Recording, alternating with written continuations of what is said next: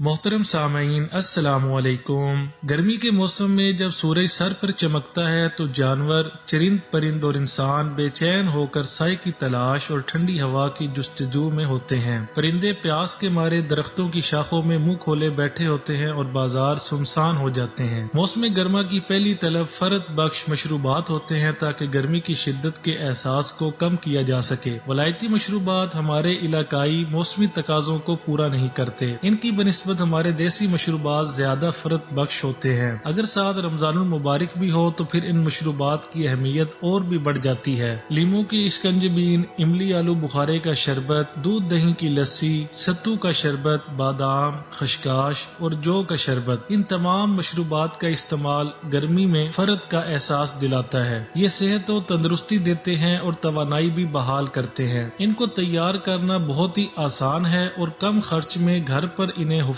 صحت کے اصولوں کے مطابق تیار کیا جا سکتا ہے۔ یہ قوت مدافعت میں بھی اضافہ کرتے ہیں۔ آج کی اس ویڈیو میں ہم آپ کو 3 ایسے مشروبات، نمبر 1 پر ہے املی آلو بخارے کا شربت۔ یہ شربت گرمیوں میں بہت پیا جاتا ہے۔ گلی گلی لوگ ریڑھیوں پر املی آلو بخارے کا شربت بیچتے نظر آتے ہیں، مگر اسے نہایت سہولت اور صفائی کے ساتھ گھر پر تیار کیا جا سکتا ہے۔ اس کے لیے آدھا کلو املی اور آدھا کلو آلو بخارا 5 سے 6 گھنٹوں کے لیے پانی میں بھگو دیں، پھر انہیں گرائنڈ کر لیں یا صاف ستھرے ہاتھوں سے ملیں اور چھان کر گٹھلیاں علیحدہ کر لیں۔ پھر اس مرکب کو 2 کلو چینی کے ساتھ پکائیں، مناسب گاڑھا ہونے پر ٹھنڈا کر کے بوتلوں میں بھر لیں۔ بوتلیں فریج میں رکھیں تو شربت زیادہ عرصے تک محفوظ رہے گا۔ نمبر 2 پر ہے ستو کا شربت۔ ستو نبی کریم صلی اللہ علیہ وآلہ وسلم کی خاص مرغوب غذا تھی۔ یہ جو سے بنتے ہیں اور کالی جو سے بنے ہوئے ستو بہترین ہوتے ہیں۔ یہ جو کے آٹے کو ہلکی آنچ پر بھون کر تیار کیے جاتے ہیں۔ گرمی کے موسم میں یہ مشروب واقعی راحت جان ہوتا ہے۔ ستو کا شربت بھی املی آلو بخارے کی طرح گرمیوں میں گلی گلی ریڑھیوں اور ٹھیلوں پر بکتا ہے، مگر یقین سے نہیں کہا جا سکتا کہ تجارتی بنیادوں پر فروخت ہونے والے اس شربت میں صاف ابلا ہوا پانی یا دھلے ہوئے ستو شامل کیے گئے ہیں یا نہیں، اس لیے اسے گھر پر تیار کرنا بہتر ہے۔ ستو میں شکر، پانی اور برف ڈال کر نہایت لذیذ اور فرد بخش مشروب تیار ہو جاتا ہے۔ اس کے علاوہ روح افزا،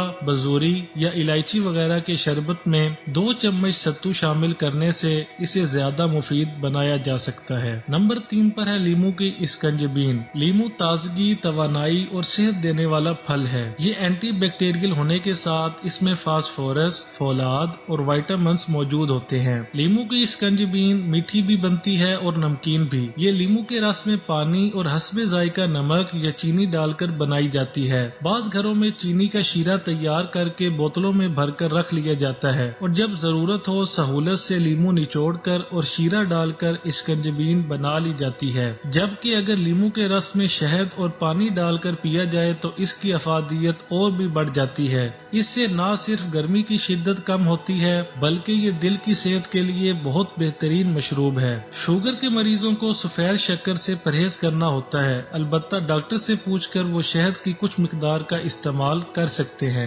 ویڈیو اچھی لگے تو لائک، شیئر اور کمنٹ کرنے کے ساتھ میرے چینل ٹوٹکوں کی دنیا کو سبسکرائب کر دیں تاکہ آگے آنے والی تمام اچھی ویڈیوز آپ کو ملتی رہیں۔